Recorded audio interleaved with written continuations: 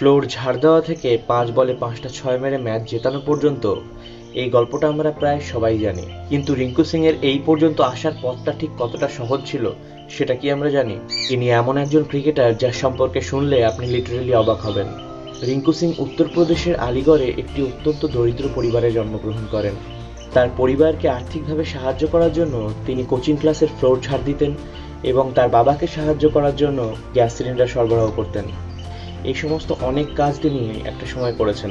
এত কষ্টের মধ্যেও তার ক্রিকেটের প্রতি আবেগ ও ভালোবাসা কখনোই কমেনি।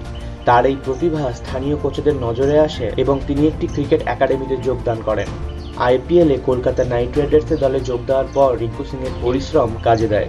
লাস্ট ৫ বলে ৫টা ৬ মেরে ম্যাচ জিতিয়ে তিনি ক্রিকেট প্রেমীদের কাছে একজন নির্ভরযোগ্য ব্যাটসম্যানের প্রতীক হয়ে ওঠেন। রিঙ্কু সিং এর গল্প আমাদের এটাই শেখায়, তোমার ব্যাকগ্রাউন্ড যাই হোক না কেন, তুমি যদি কঠোর পরিশ্রমী হও তোমার স্বপ্ন অবশ্যই পূরণ করতে পারবে।